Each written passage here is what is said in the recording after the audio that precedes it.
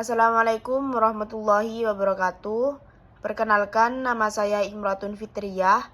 Saya dari 11D ingin membahas tentang sejarah yang berjudul Perlawanan Perang Bali.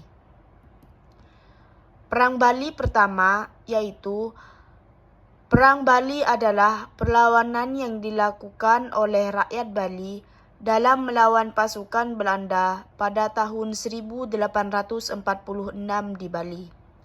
Perlawanan tersebut terjadi karena Belanda dimiliki ambisi untuk memperluas wilayah kekuasaan. Tindakan yang dilakukan Belanda penuh pemaksaan dan penyengsarakan rakyat Bali. Oleh karena itu, para petinggi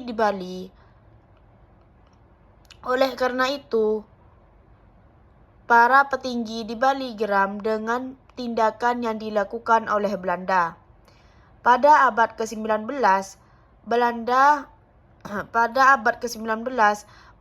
kembali melancarkan tujuannya untuk menguasai seluruh wilayah Indonesia.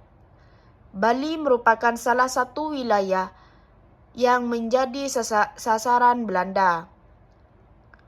Usaha Belanda untuk menguasai Bali dimulai dengan dibuatnya perjanjian pada tahun 1841. Perjanjian tersebut berbunyi Raja-Raja Bali mengakui bahwa seluruh kerajaan berada di bawah kekuasaan Belanda. Perjanjian ini merupakan bukti keinginan Belanda untuk menguasai Bali. Namun, hak tawan karang yang dimiliki Raja-Raja Bali menghalangi keinginan Belanda. Hak tersebut dimiliki Raja Bali untuk menawan perahu yang terdampar di perairan wilayah kerajaan mereka. Sebenarnya, pada tahun 1843, Belanda telah membuat perjanjian dengan Raja Buleleng terkait kapal yang menepi di wilayah kerajaannya. Berdasarkan perjanjian tersebut, Raja Buleleng berjanji jika ada kapal Belanda yang menepi di wilayah kerajaan Buleleng, hak tawan karangnya tidak akan berlaku. Namun berjanji tersebut tidak berjalan dengan semestinya. Kapal Belanda tetap dirampas oleh pasukan dari kerajaan Buleleng. Hal ini yang menjadi alasan Belanda menyerang kerajaan Buleleng. Kerajaan ditembaki dengan meriam, sedangkan pantai wilayah kerajaan Buleleng diblok. Kemudian Raja Buleleng pura-pura menyerah. Perlawanannya digantikan oleh Gusti Ketut Jelantik, yaitu ada Perang Bali yang kedua. Perang Bali yang kedua, perlawanan masih dilakukan oleh pasukan kerajaan Bali terhadap pasukan Belanda. Dalam pertempuran tersebut, Belanda memanfaatkan hak tawan karang yang dimiliki oleh Raja-Raja Bali. Hak tersebut tidak diakui secara internasional, sehingga Belanda bisa mendapatkan keuntungan, sedangkan masyarakat Bali disengsarakan.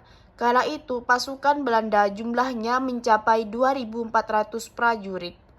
30% dari anggotanya ada orang Eropa. Sisanya orang yang berasal dari Jawa dan Madura. Pasukan dari Bali sendiri jumlahnya mencapai 16.000 prajurit, termasuk 1.500 anggota yang dilengkapi dengan senapan. Hasil dari pertempuran tersebut adalah tewasnya 200 orang prajurit Belanda. Belanda mundur dengan menggunakan kapal, sedangkan pasukan Bali mundur ke Jagaraga. Ada perang Bali yang ketiga, yaitu kegagalan dua menyenangkan sebelumnya membuat Belanda tidak mau menyerah dalam penyerangan ketiga ini. Pasukan Belanda dipimpin oleh Andreas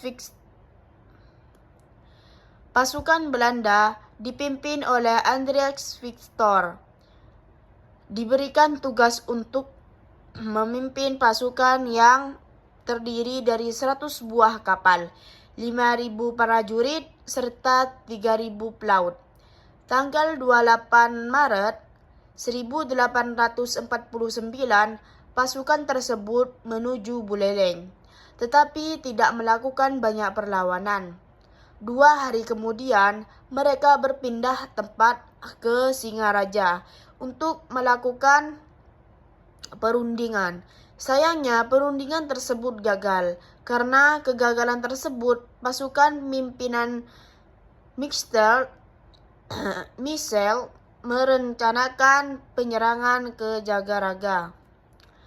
Tidak ingin mengulangi kesalahan yang sama, Belanda tidak melakukan pelayaran melalui Bali Barat, tetapi selatan.